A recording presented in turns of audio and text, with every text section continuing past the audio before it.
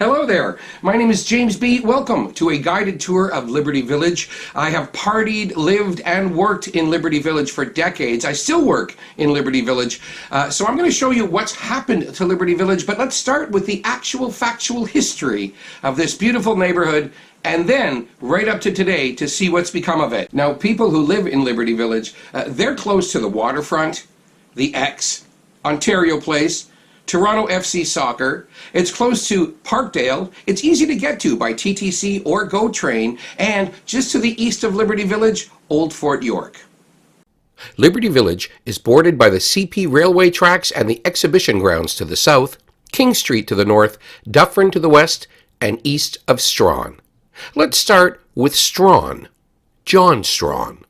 Or should I say Strachan? Bishop Strachan, he was from Scotland, and he'd probably be a little bit freaked out about how we call him Strawn.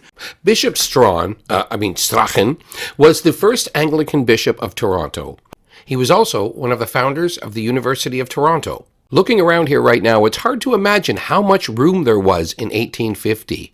It was home to institutions like the Toronto Men's Prison and a reformatory for women, both places opening onto Liberty Street. All right, this is the only part of the old prison. The men's prison here in Liberty Village. This was the paint shop and the chapel. It's been for sale for a long time. I don't know why nobody buys it. Oh, look, there's actually a little bit of green space in Liberty Village. Call Ripley. You know, sometimes I think of this place like Inception. You know the movie Inception? Liberty Village grows so fast. I went out for a coffee. That building wasn't even there. Lynn Williams Street was named after a founding member of the NDP and the first Canadian to lead a major union, the United Steelworkers. That gorgeous building in the background supplied woodworking and metalsmithing equipment and is now a condo sales office. Now, this is hard to believe, but even 20 years ago, none of this was here. There was no Lynn Williams. There was no Liberty East. It was just over there. This was gated with a couple of old decrepit buildings. No one was passing through. There was no road. Amazing what's happened in 20 years. In the early 20th century, other companies moved in. Irwin Toy created countless toys in Liberty Village. The Cupid doll, flame-resistant plastic Santa, toy cars, action figures, and much more. Irwin Toy, and now the Toy Factory, is a beautiful condo, and I gotta tell you, man, Randy Bachman lived here at the turn of the century. That's in the year 2000 for you kids out there. Okay, it's not historical, but it's awesome. The Brazen Head, an Irish pub, is in this neighborhood. There are a few fast food franchises, and many of them in Liberty Village have seriously funky digs. You know, in the 80s, when I first started coming to Liberty Village, none of this was here. That building behind me wasn't here. It was a warehouse. It was decrepit. It was empty. We had crazy parties. The warehouse behind that was even wilder parties.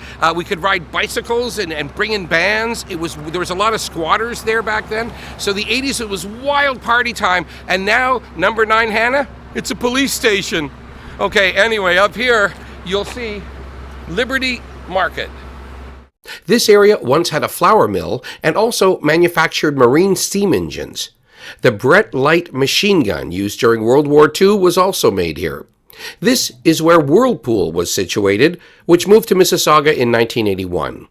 Oh, and up until about 6 years ago, the Model Railroad Club of Toronto was based here. It had a secret door and fully grown men playing with one of the largest model train sets in North America. I loved visiting that place.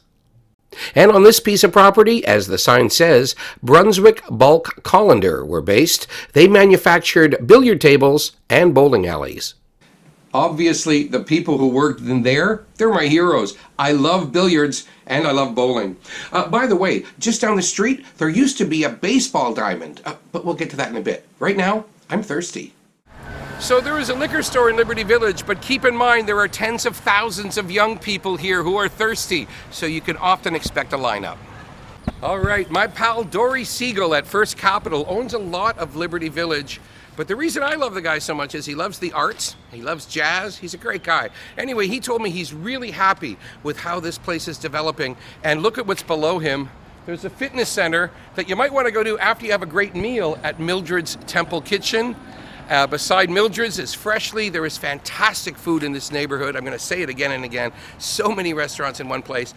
This was once the home of Barrymore Furniture Company. Now it's West Elm and Knoll. A lot of young people are moving into Liberty Village, and this is a convenient and fashionable place to shop. The main entrance off King Street is at Atlantic, where Michael Golland, a local artist, created the sculpture Emerging, a perfect title since this neighborhood is certainly in its emerging state. Now on Atlantic, there's a lot of great restaurants. Some people are religious. This shop says Pope Yes. Okay, that's a corny joke. Over here is my favorite sushi place, but all the restaurants around here, it's delicious in Liberty Village. Even the buildings that look normal are sometimes special inside. That building, for example, 102 Atlantic, that is where Salah Bashir made his headquarters for Premier Magazine. You all looked at those magazines when you went to the movie theater. This was their headquarters. Craft beer. Also, beside craft beer, a new neighbor, it's Live Nation, now based in Liberty Village. All right, new neighbors, Universal Music just moved in. And now over here, this building, I think it's filled with secret agents and spies. I have never seen anyone go in or out of that building in all of my life. Although I did find out what it really is.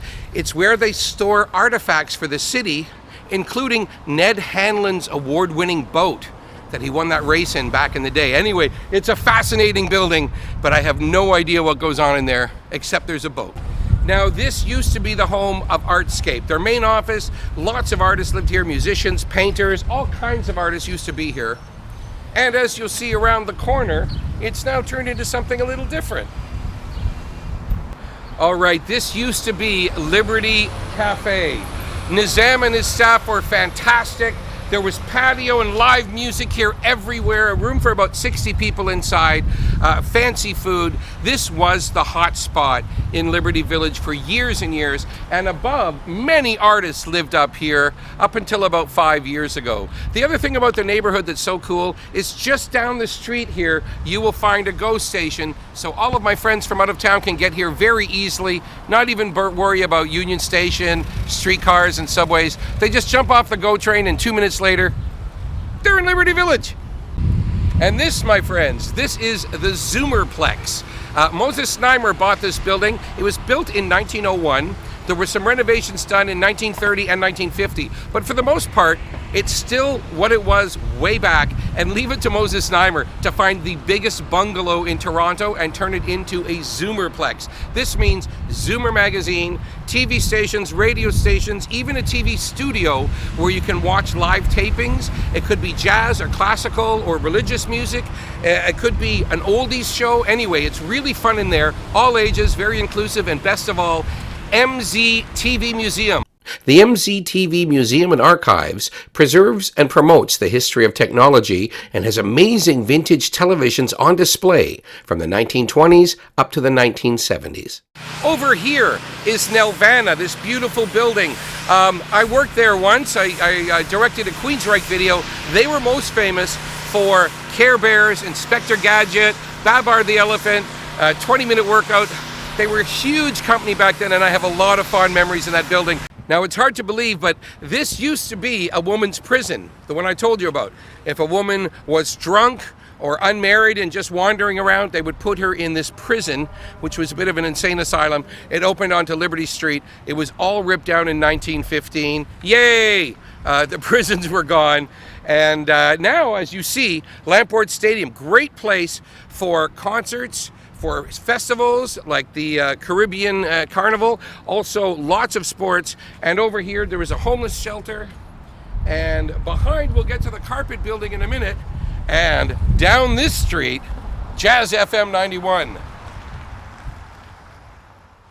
And now we are on Party Avenue, where I have been living for years at Jazz FM 91. I absolutely love this place. It's a not-for-profit registered charity, and I think it's fantastic that people donate to a radio station.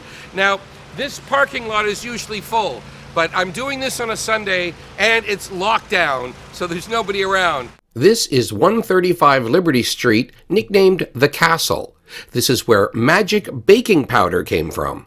Gillette Company was based here, and before that, in the 1800s, it was home to Diamond Park, home of the Eastern Baseball League. And now onto the gem of Liberty Village, the Carpet Building.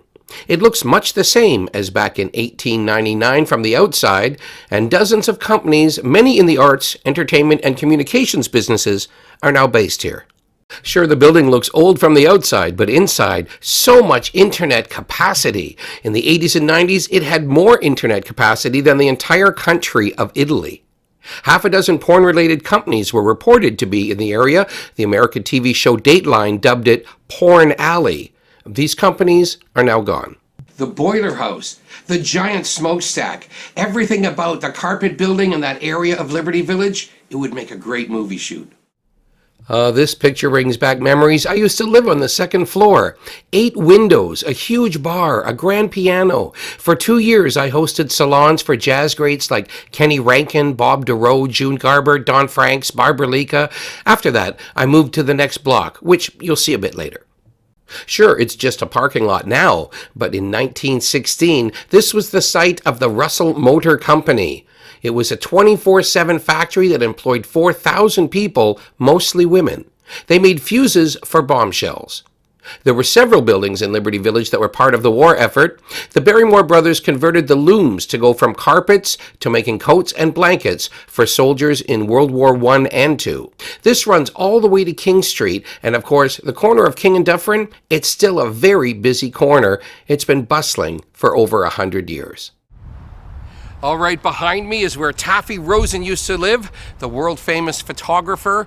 She was the first person I know that took pictures of women nude who were pregnant, and a lot of them were celebrities.